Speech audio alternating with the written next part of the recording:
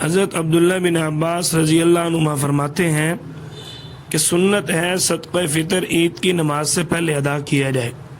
صدقہ فطر کی جو مقدار شریعت نے بتائی ہے وہ 4 وزن کے اعتبار سے 4 قسم کی چیزیں ہیں: کشمش، کھجور اور جو۔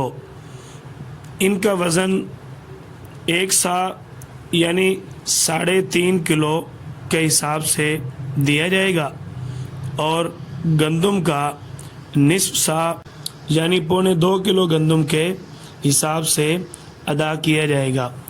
اس سال 1442 رمضان المبارک کو اگر آپ کشمش کے مطابق صدقہ فطر ادا کرنا چاہیں تو آپ کو 1900 روپے صدقہ فطر ادا کرنا ہوگا۔ اگر آپ کھجور کے حساب سے اس سال صدقہ فطر ادا کرنے کی استطاعت رکھتے ہیں تو آپ کو 900 روپے ادا کرنا ہوگا۔ اگر آپ جو کے حساب سے صدقہ فطر ادا کرنے کی استطاعت رکھتے ہیں تو آپ کو اس سال 400 روپے صدقہ فطر ادا کرنا ہوگا۔ آخری چیز گندم۔